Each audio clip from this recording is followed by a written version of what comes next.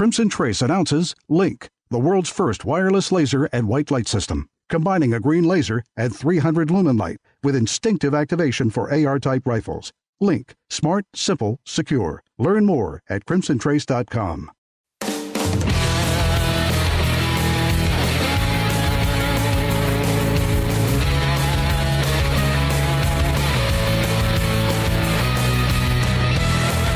Today on Tom Gresham's Gun Talk, it's a call for transparency in Seattle, tales from the road, alternative carry methods, your range reports, and more. Call in now, 1-TOM-TALK-GUN. Now, here's Tom. Oh, boy, do we ever have a lot to talk about today. Hey, I'm Tom Gresham, and this is Gun Talk. Glad that you could be with us.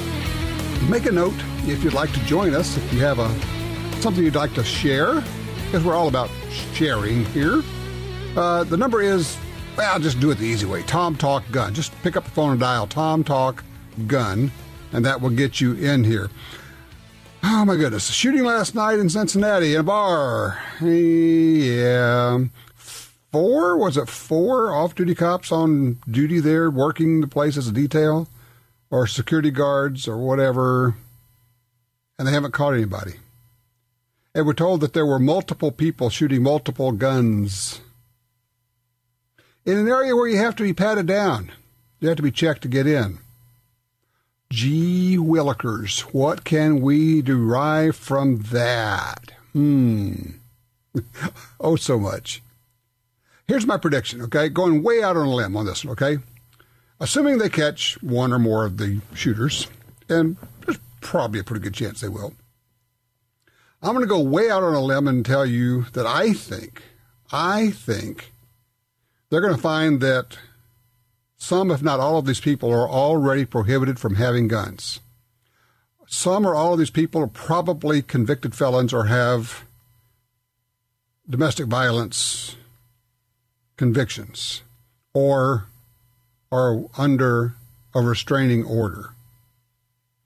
I'm going to go out on the limb and say I'm betting that in other words, they were already breaking the law when they had a gun. So another law wouldn't have affected them. And certainly if you're willing to pull out a gun and just start shooting people because of whatever, you said something about my wife, girlfriend, person, whatever. Don't know.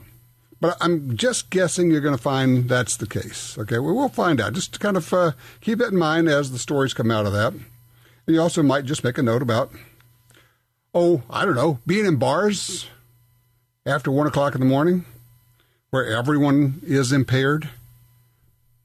I don't know, just food for thought.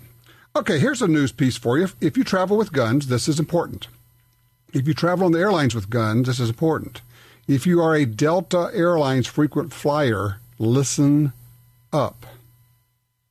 Last week, Delta instituted a new policy on checked firearms. It may or may not be legal, don't know yet. With any luck, it'll be challenged. What they're saying is, after the Fort Lauderdale shooting, where someone checked a gun, when he got there, got his gun out of checked baggage, loaded it up, started shooting people. After the Fort Lauderdale tragedy, they are changing their policy. They're going to put a tag on your bag that has a gun. Now, there are at least 2 federal laws that prohibit a common carrier from marking a package that contains firearms with a notation that it contains firearms. One of those, interestingly enough, is the Brady Law, the Brady Bill. So when you ship something FedEx or UPS or on the airlines as checked baggage, they can't put a thing on it that says firearms. That's against federal law.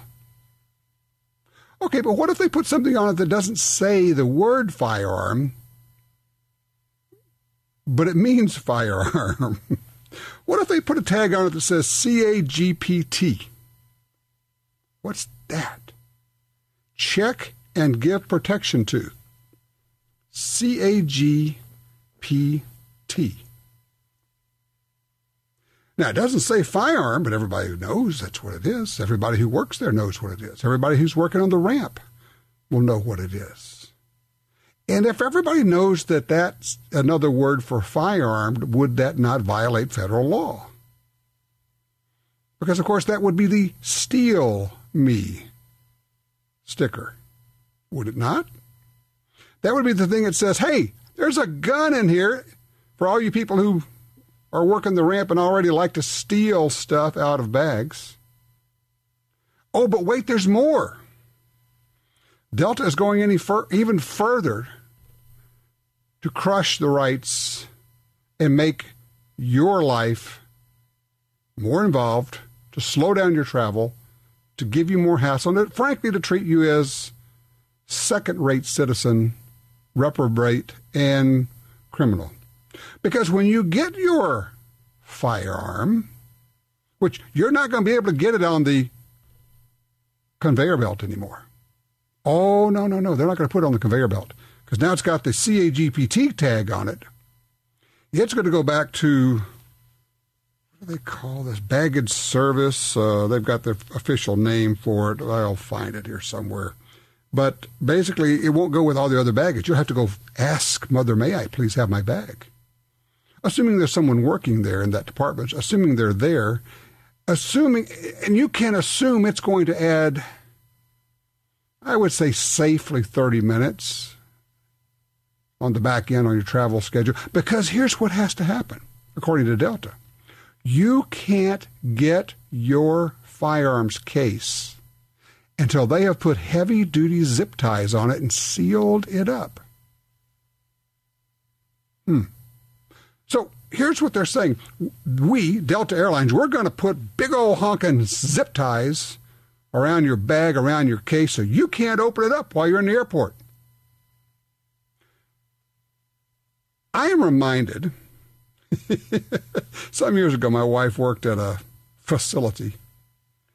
It was basically a reform school, Mount Meg School for Boys, Alabama. And occasionally one of these ne'er-do-wells, reprobates, would kick out a window and escape. And the authorities there would deal with that situation after they got him back. They would go put bars on that window. Not on any of the other ones. Just on that window. So you do understand when you go to an airport, there are doors everywhere. You can walk into the front of an airport, in the baggage area, in the ticket area, and nobody's checking you. A person could walk into the front of an airport with a gun. There's nobody there to stop them. But we're going to address this by locking up the guns that are in baggage, because that's what happened last time. So we're going to put the bars on the window that the kid kicked out and not deal with the underlying problem of security. So if you're a Delta frequent flyer member, if you are one of their million milers, you may want to contact Delta. I'm also thinking you may want to throw a pair of diagonal cutters into the side pocket of your bag so that as soon as you pick up the bag, and this is what I will do if I ever fly Delta again, which right now is looking very unlikely. I'm going to start my own personal boycott. Not calling for anybody else to do it. You do what you want to do. But whatever you do, you might want to let them know what you think about it. But I'm just thinking that probably a pair of diagonal cutters so that when I pick up my bag, I immediately reach in the pocket, I pull out my diagonal cutters, and I snip the zip tie and I hand it back to the agent. Hey, here's your zip tie back. Oh, yeah, and F you too. But, yeah, I probably won't have that opportunity because I probably am not going to be flying Delta if there's any way possible to avoid them. Of course, Delta would be the ones, oh, yeah, aren't they the ones who said we're not going to transport hunting trophies? Yeah. After Cecil the lion, Delta says, well, we're not going to transport hunting trophies back from Africa. It's legal. And the money spent to shoot these animals over there is what's actually saving wildlife in Africa. Oh, yeah, we know. That's the facts. But, yes, the overriding issue of public image is much more important than what's actually going on. So if you're a Delta customer, Be aware what's going on. This is in effect as of right now, taking place right now. It says zip ties will be affixed onto firearms and baggage arriving in your station's baggage service area. The ramp should drop off firearms within a secured area, such as a back office. In other words, they're not going to come out on the conveyor belt. They go to a back office, and they will sit there until someone is available to go put zip ties on them and then bring them out. Could be 30 minutes, could be an hour. 866-TALK-GUN, or just call Tom Talk Gun if you have a range report. I'd like to have it. I'm Tom Gresham. We'll be right back.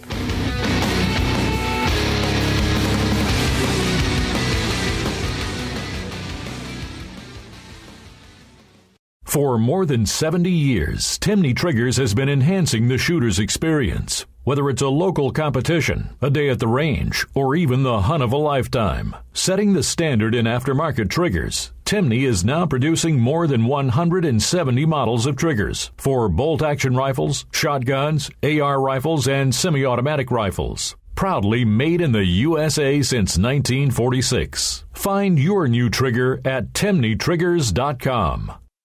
If you're like me, you don't have money to burn, but you still want to buy guns, ammo, and accessories.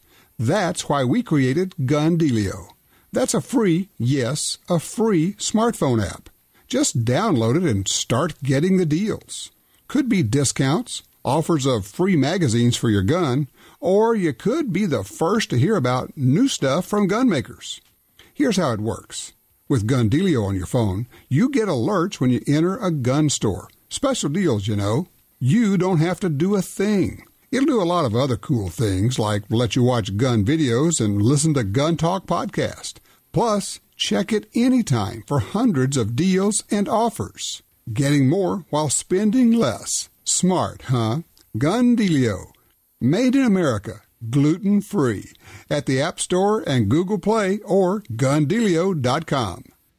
Slim, concealable, and now in .45 Auto. The Smith & Wesson M&P Shield pistol gives you all-day comfort and confidence. Its reliable performance and easy operation make the lightweight, striker-fired M&P 45 Shield pistol the perfect choice for personal protection. Power and performance you need from the brand you trust. The M&P 45 Shield pistol from Smith & Wesson. Go to smith-wesson.com. That's smith-wesson.com.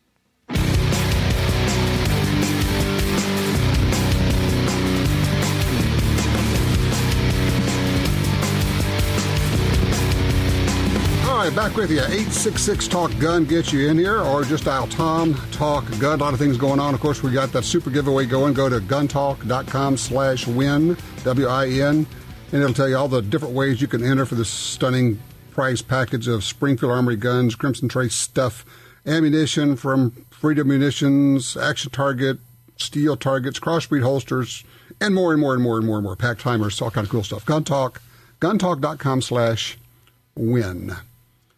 Delta Airlines. They're going to make it really hard for you to travel with guns. Are you a Delta Airline customer? Well, I think what they need is a little dose of reality, because you know that what's happened is somebody in risk management, or maybe PR, I don't know, has said, let's do this, don't worry about it, there aren't that many people who travel with guns, and we don't really care, we could lose their business. Not thinking, of course, that a lot of the people who travel with them, these people are sitting up there in seat 1A and 1C traveling every week, may not be traveling with a gun, but they may be hunters and gun people, and they may not like the fact that Delta is now treating gun owners as second, third, fourth class citizens. What needs to happen is about 10,000 Delta frequent flyers, especially the Million Mile Club, Diamond level, whatever it is, contact them and say, all right, here's the deal, guys. As you say at the end of every flight, we know you have a choice of airlines. I am now going to exercise that choice. As long as this is your policy, I'm on American or United or Southwest. If you have a Delta frequent flyer account and you don't let them know about this, then you are saying, I'm okay with that. You can't be neutral. Can't be in the middle. You're either helping it or you're helping to put a stop to it. Simple as that. Line 3, John's with us. Hayes, Kansas. John, polymer frames, what are you doing to them? Well, here's my question. I like stippling my Glocks. And recently, Cerakote finishing has been happening a lot more on the frame of the pistol, not just the slide. So I've been looking at a couple different options, like a distressed or a battle-worn finish, is what the pros in the industry call it. And they usually use multiple coats or 2 different colors of Cerakote finishing to achieve this look on the frame. My question is, the reason I stipple my Glocks is I prefer the quote-unquote grip tape type extra feel that it provides me. Adding these layers of, quotes again, spray paint or Cerakote finish to a stipple job, will it reduce the feel that I'm currently seeking to achieve? I don't think so. But what you may want to do is contact Cerakote directly or one of their applicators. Do you have a particular local applicator that you're planning on using? I don't. I'm in the middle of BFE. Yeah, but you know what? They're everywhere. You would be stunned at how many people are around the country who are certified to put on Cerakote, to apply it. If you go to the Cerakote website, by the way, that's Cerakote, if I remember right.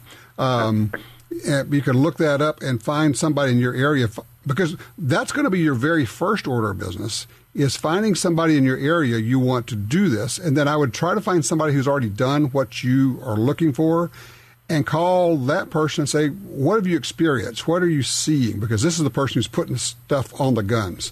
I haven't done that particular application, so I don't know. I don't think it's going to be an issue, but you know what happens when we assume, right? Absolutely. Okay. Contact Cerakote. Ask them. I have found them to be very good people. They really understand what we're talking about, and they'll be able to help you out, okay? If anybody's listening today, have them let me know, too. Okay. If anybody has done this, give me a holler. We'll get you some information, John. I appreciate it. Chuck, Carson City, Nevada, on to a range update. Talk to me, Chuck. Hi, how you doing? I'm out here in Carson City, and I just went out and did a IDPA tournament, and I shoot a HK VP9.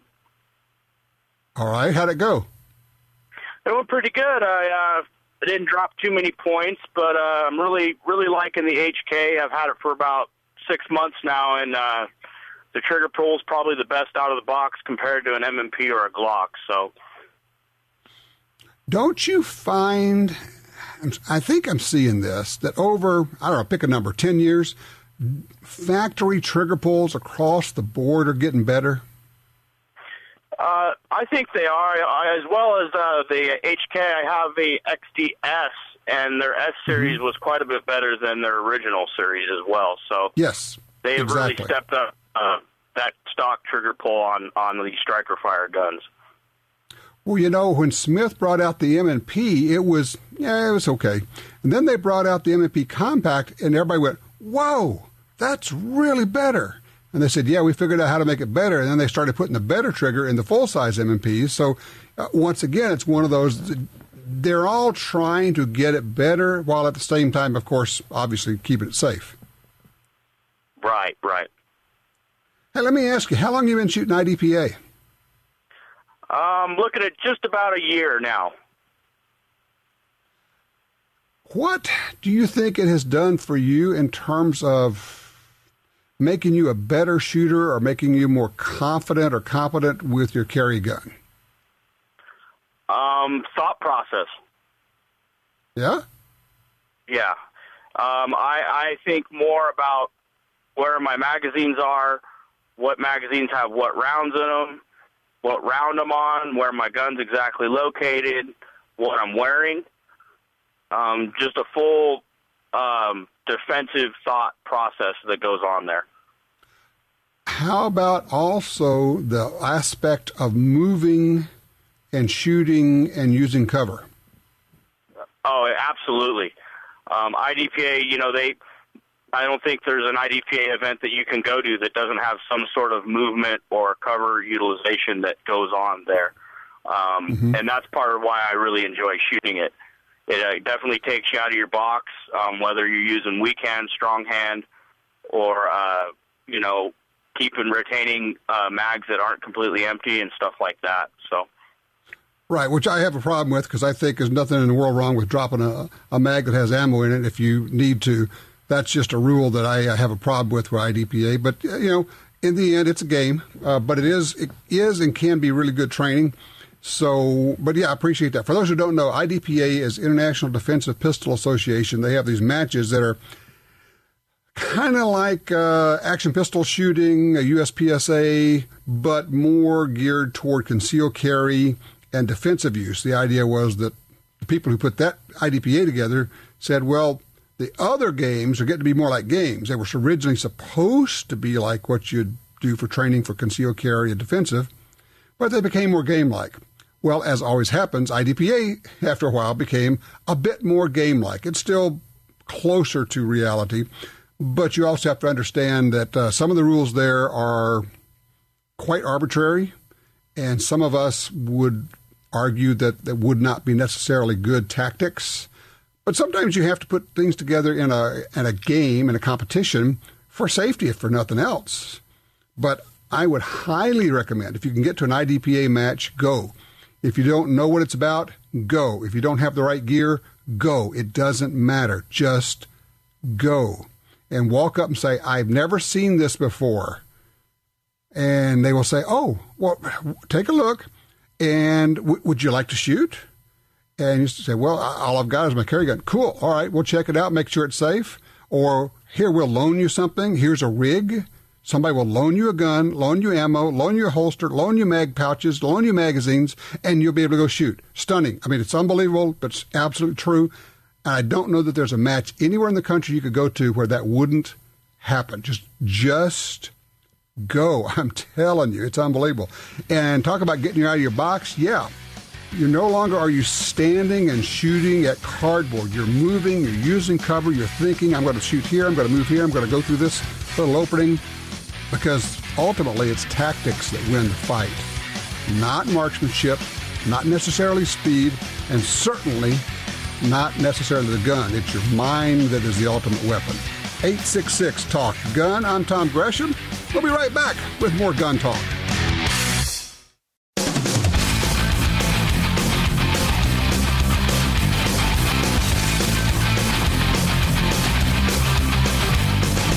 Sign up for our Gun Talk newsletter and join the Truth Squad at www.guntalk.com. Now, back to Gun Talk with Washington Times opinion page regular contributor Tom Gresham.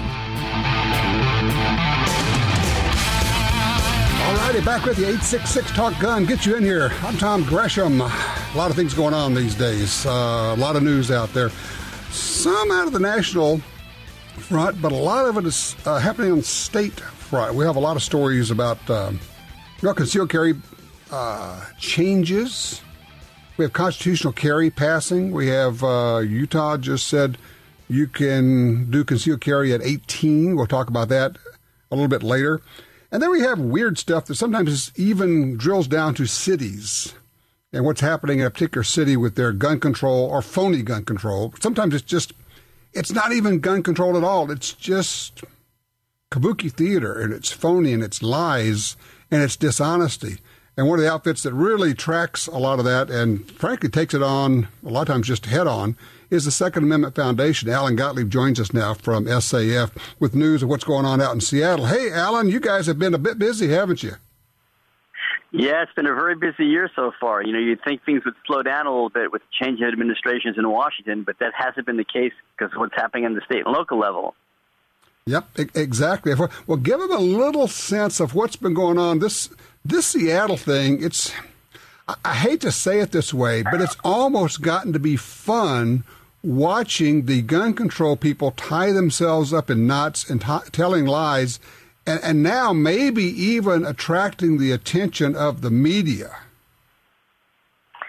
Yeah, this all stems back to, Tom, just for your listeners, a lawsuit filed by the Second Amendment Foundation that was joined by the NRA and the National Shooting Sports Foundation when Seattle passed a so-called gun tax on $25 for every gun sold and a tax on ammunition for every round that was sold. And what happened is we filed suit, and the suit's been going on, and right now it's before the state Supreme Court. But in the interim, the Second Amendment Foundation went and we asked for a Public Records Act request for the city to disclose to us how much money they've actually raised with this tax. And they didn't want to tell us. Okay. And so we ended up having to go to court with it. And the judge basically last month said to the city that if you don't come up with something here, I'm going to have to rule in favor of these guys. And what's going to happen is that you're going to be up on the hook for all their legal fees, plus a fine of $100 a day for every day you never gave them the information. Originally, the city claimed something like they were going to be able to raise $300,000 to $500,000 in this tax to help, quote unquote, victims of gun violence, right? Correct. And of course, now, to try to make this judge happy to get out of the second suit the Second Amendment Foundation filed against them, they said, well, we've raised under $200,000. But how much under $200,000, they won't say. They won't give an exact number. Their defense is that they've driven so many gun dealers out of the city that if they disclose the tax, how much they've raised, people can figure out how much business the few gun dealers that are left do because there isn't that much being paid. And of course, our argument was their intent day one was to, quote unquote, drive gun dealers out of the city. That was the whole intent of this law, which they don't have a right to do under state preemption.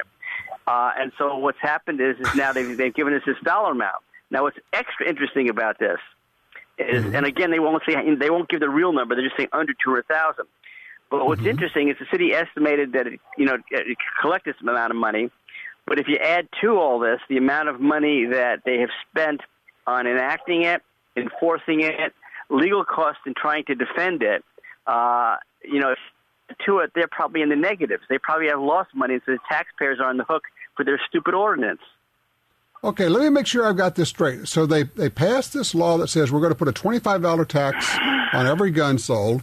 All these gun stores basically close shop and move outside the city limits. And then when they're pushed to say, okay, you're collecting taxes, these taxes belong to the city taxpayers should know how much you have collected in the way of taxes, they're saying, oh, well, we can't actually tell you how much it is because that would harm the poor gun dealers. Which, by the way, the remaining gun dealers have all said it's okay to release the figures. They don't care. They don't care. So it's a fig leaf. So really, it might be. I mean, under $200,000 could be $12. I mean, it could be an incredibly low number, which basically now once again gives the lie to the whole idea that we're going to use this sin tax to raise money for victims of quote unquote gun violence. This is nothing more than a gun ban and a way to shut down gun stores and drive them out of business, isn't it?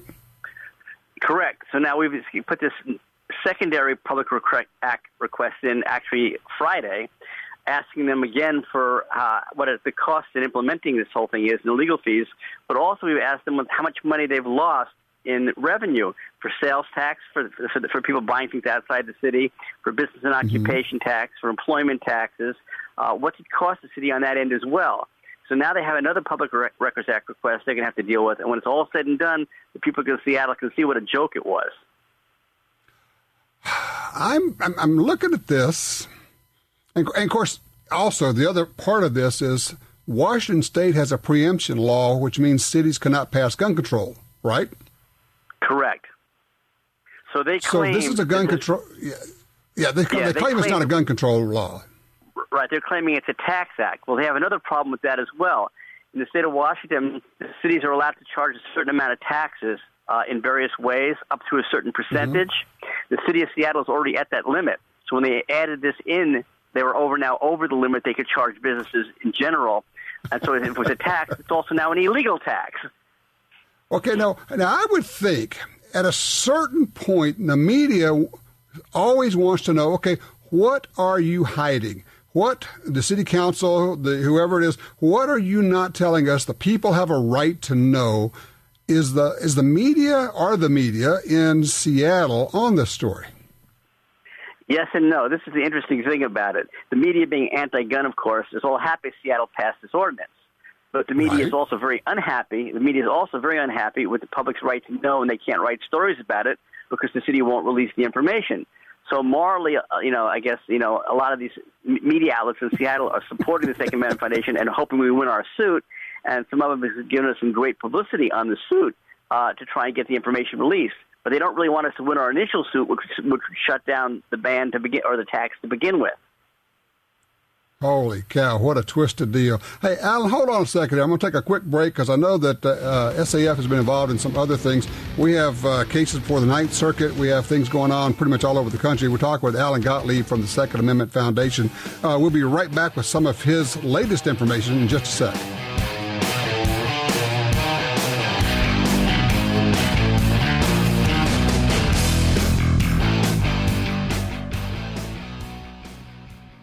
Every crossbreed holster is handmade based on the design invented by our founder. A Kydex pocket molded around your gun for perfect retention. Leather backing for comfort. Specially designed clips allow you to tuck in your shirt for complete concealment. The highest quality mag carriers and belts sturdy enough to hold any gun. Our holsters come with a lifetime warranty and 2-week try-it-free guarantee. Crossbreed. Conceal and carry the cross. Crossbreedholsters.com. You got your carry permit, and that's good. But you know you could use more training. Get the DVDs, which have what you need. Springfield Armory presents Concealed Carry 1 and Concealed Carry 2 with Bata Group. Learn specific concealed carry skills from Top Gun fighting trainers. Get trained. Be prepared. This really is life and death. ShopGunTalk.com. That's ShopGunTalk.com. It's really pretty simple. Your carry gun is a life-saving device. It must be with you. That's what the Springfield Armory XDS is all about. Small enough to carry, big enough to shoot comfortably, shockingly slim, single stack, with a 3.3-inch or 4-inch barrel, available in 9, 40, or 45. Highly accurate, great trigger, fiber optic front sight for fast aimed fire. The XDS at Springfield-Armory.com. That's Springfield-Armory.com. Responsible owners control access to their firearms, even when they may need them in a hurry. Liberty Safe, the nation's leader in gun safes, offers 6 models of handgun vaults. Strong, simple to use, open with a key or fingerprint. Put your handgun in the compact vault, lock it away until you need it. Then it's in your hand almost instantly. Pick the Liberty Safe handgun vault that's right for you. LibertySafeHD.com.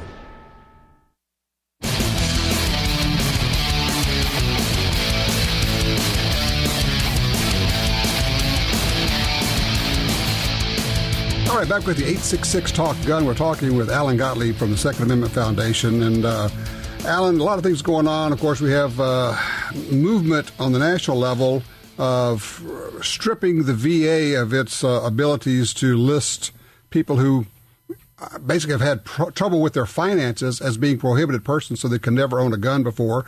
Got that removed from the Social Security Administration. But there are still a lot of cases working their way through the courts. I mean, the Ninth Circuit, we just had, there's a Pena over there. And you might just kind of give us an update of kind of where we are overall, as we look at the whole picture right now. Well, in the Ninth Circuit, which is on the West Coast, we've had 2 cases argued at the appeals court level. One last week, or one 2 weeks ago now, and one last week. 2 weeks ago, the Pena case was argued. Ninth Circuit, a panel of 3 appeals judges, and I was in San Francisco in the courtroom when Alan Gore made his great arguments there. I really think we're going to win that one on the appeal. We actually on that case. It was really interesting. One of the key judges was a swing judge in this one. Was all upset with the state, because the state is basically talking about how you can ban a certain kind of handgun. It's okay as long as you let somebody own a different kind of handgun. So the judge said, well, does that mean that you could ban it at a certain denomination of a church on one side of the street and make me go to a church of a different denomination on the other side of the street? And the California attorney didn't know what to say. And at that point, it just turned the judge. So I think we're going to win that one. Then last week we had the Tierra case.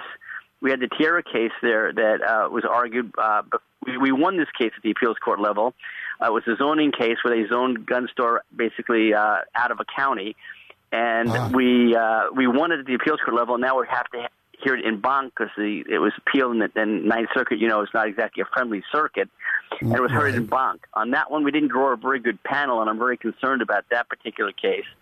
But that case is one that could very easily go up to the U.S. Supreme Court. You can't, zone out lots of different kinds of stores. There's all kinds of First Amendment issues. It's really more of a First Amendment case than a Second Amendment case, but involves gun stores. And so that one may end up at the U.S. Supreme Court. And so we had two exciting cases moving up the court system in the Ninth Circuit this last 2 weeks. Well, of course, that takes us to the vote on Judge Gorsuch. Well, you can see why the anti-gunners are trying to do everything they can to make sure that vote doesn't get held. They don't want that fifth pro-gun vote on the U.S. Supreme Court, because that would mean a lot of things, not only those, but the Pruitt and Richards cases out of California, which are already petitioned, to cert to be heard, those as well. So there's four cases now out of the Ninth Circuit that are ready to hit the U.S. Supreme Court, and they surely don't want Gorsuch on that court. I mean, even to the point of Dianne Feinstein, I believe it was, when you're questioning Gorsuch, misquoting Scalia in the Heller decision and having Scalia say things that he didn't say, and then pushing Gorsuch. Well, do you agree with that? Do you agree with that? And of course, Gorsuch is way too smart to take the bait on any of that stuff. But the dishonesty involved in this, to me, shows the utter desperation that, and I think, Alan, and I'd love you to comment on this, I think they still are, as one of them said, grieving over their loss in November, because for an entire year they had already been counting their winnings in the November election. They had all this stuff planned they were going to do, don't you think? Oh, most definitely. And of course, who they want to take it out on the most is gun owners, because it was blue collar gun owners who sometimes are Democrat in states that flip from being a blue state to a red state that put Trump over the top in the Electoral College. So they want to get even with us as well. So in this case, they're not just grieving, but they're trying to get even with gun owners for flipping the election. Okay, I'm going to throw something at you we have not talked about. I don't even know if you heard of it, but just happened. Delta Airlines, in basically an internal memo so far, which I have copies of, they are going to start marking checked firearms packages so that they don't say firearm on them. They say something else, but it was the same thing. And then they're going to zip tie the packages, the gun case, before you can pick it up. I'm pretty sure that under the Brady law and at least one other federal law, it is illegal for a common carrier to mark a package holding a firearm with something that identifies it as having a firearm. Well, I'm familiar with what you're talking about. We've done some research into it, and in fact, it's not just they're talking about it or have a memo about it. They're actually implementing it already in many markets, so it's actually happening. And what it is they don't identify it as a gun. There's some code letters on a tag on the bag, and basically it's to give it special attention, high priority item in it. They don't say it's a gun, and they evidently don't mark just guns with that. They mark some other things as well. But what they're doing is they're saying in some places they're not coming off on the carousel. You have to go claim them, in the baggage office, and in some cases they come off on the carousel and they're zip tied, so you don't get immediate access to your firearm. And I have a feeling Delta's going to end up changing that policy because it's backfiring on them in a whole lot of ways.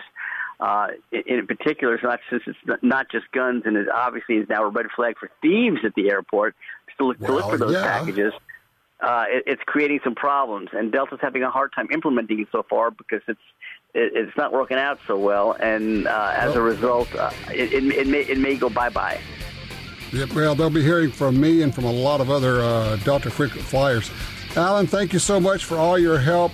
Keep us posted, and I know I'll be seeing you at the NRA show or annual meetings, if not before. Yes.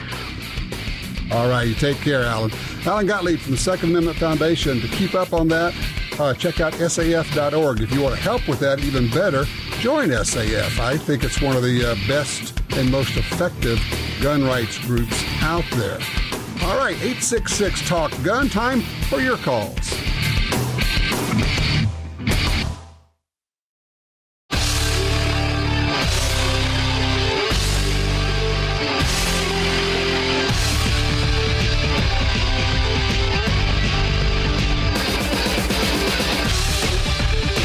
right, back with you. In just a little bit, we're going to be talking about some advances in the knife rights area. Also get a first-person account of what happens when you're in a hotel and you start hearing gunshots. Wow, that gets exciting.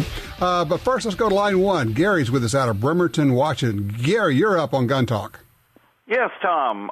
Last year, when you started being a little bit warm, you started mentioning a short-barreled AR, the pistol.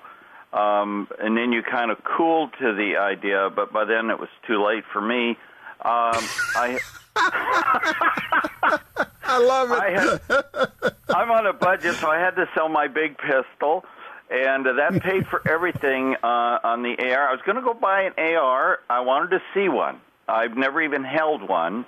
Went to the gun store, and I told the guy, I says, I would like to see an AR pistol, and he says, well, we don't really have one. I have something here, and he went and got this little box, and he put it in front of me, and he says, there it is. And I said, well, you mean a put-together thing? He said, yeah. I said, well, I've never even held an AR or shot one or anything. Well, you can do this. You can do this. So I bought the box, going through the serial number thing. Right. I guess I did the slowest assembly in history. Probably took me a month. Because I watched a lot of YouTube, and then I ordered some wrong parts, got a hold of Brownells. They straightened me out great, and were able to they're send good people there. They really, they're the place to go when you want to build an AR. They are. They really are. So I get it together. I take it out to the range. I did the one shot at a time, breaking in barrels. It's a 10-inch one. It's a 10-inch one. Breaking it in thing, whether you need to or not, I did that. And then I was on a 25-yard range, and then I moved to the 100-yard range, and there was a guy next to me that was getting a big bore elephant gun or something together, and he was doing the break-in barrel.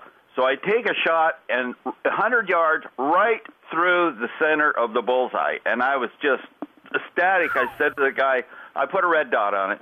I'm 73 here this year, so I'm not very young. I told the guy, I said, he says, well, you better go home. I said, why? He says, you're not going to get any better than that.